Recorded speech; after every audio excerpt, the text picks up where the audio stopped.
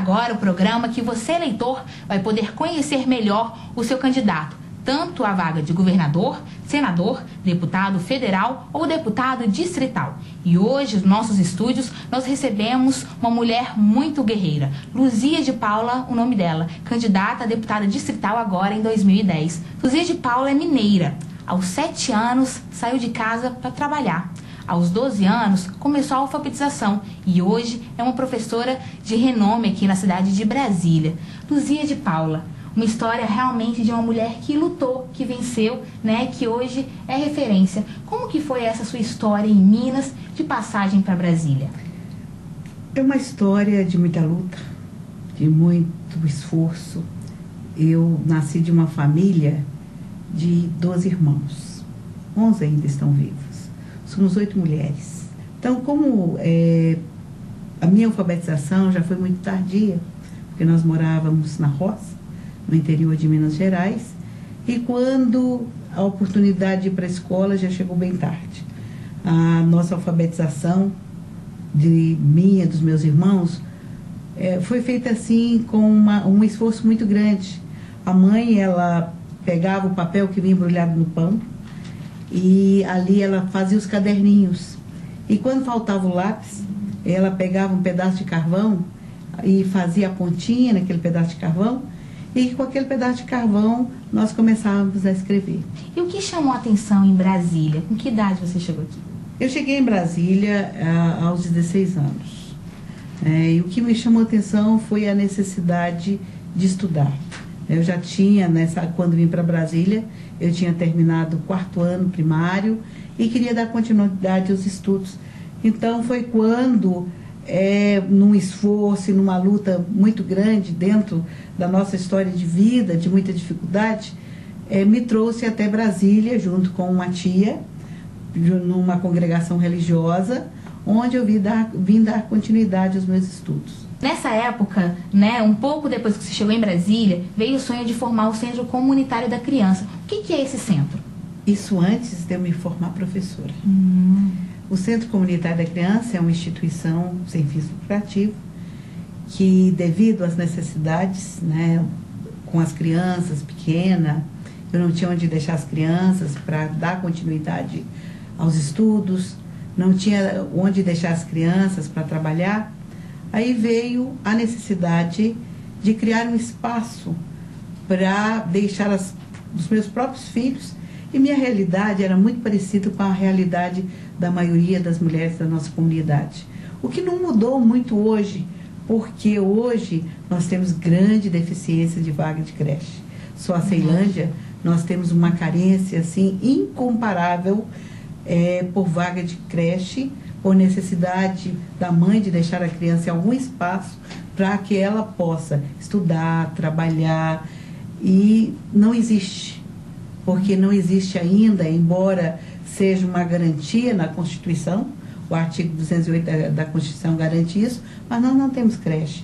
E aí fica essa deficiência, fica essa dívida do Estado para com a mãe e para com a criança. Então, foi dentro dessa situação, dentro desse contexto, que em 1986, tenho que voltar atrás, foi em 86, no ano de 1986, nós começamos um trabalho que começou na sala da minha casa, que era muito pequena, isso lá no Citopê Norte, na Ceilândia. E daí nós conseguimos um espaço cedido, para lá nós fomos, foi um espaço, um barracão de uma igreja, nós fomos para lá e começamos o trabalho com as crianças. Eram 10 crianças no início. Hoje são 1.000 crianças. São 4 células, são 4 espaços, atendendo a 1.000 crianças, são crianças da própria comunidade e dentro de uma parceria hoje com o Estado. Mas quando nós começamos, e demorou muito tempo, a gente conseguia essas parcerias devido à burocracia desse país. E agora falando um pouco sobre a candidatura, né? A gente está no auge, né, das campanhas eleitorais. E como tem sido o seu trabalho? É um mês muito desgastante, com muito trabalho, né? Árdua. E como tem sido? Árdua devido a alguns pré-requisitos. Sou mulher, moradora da Ceilândia, pobre, e diante do que hoje está posto, as candidaturas, elas custam muito dinheiro. E o território do Distrito Federal é pequeno, mas nós temos uma população muito grande e temos muitas carências, principalmente na Ceilândia.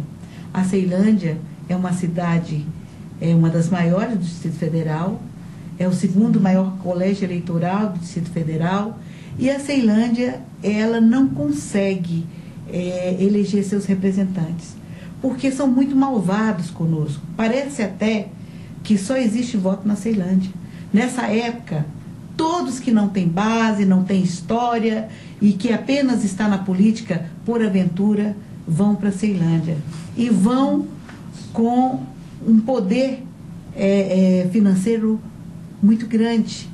E aí encontram um povo sofrido, desempregado, um povo com grandes necessidades, e é onde, na maioria das vezes, são eleitas pessoas sem nenhum compromisso com aquela cidade e até mesmo com o Distrito Federal. São eleitos em cima apenas do seu poder econômico. Queria te agradecer muito pela sua participação no nosso programa, que você que está nos assistindo, espero que tenha gostado da Luzia de Paula, conhecido mais um pouco da história de vida dela. E não é só aqui, né, Luzia de Paula? Luzia de Paula também tem um blog, quero que vocês anotem, www.luziadepaula.blogspot.com. Luzia de Paula, qual o seu número? 23234. Conto aí com aqueles que estiverem nos assistindo, preciso da ajuda para que nós possamos fazer essa caminhada, fazer esse caminho, para que nós possamos estar ao lado daqueles que realmente precisa de uma força maior para mudar o seu destino.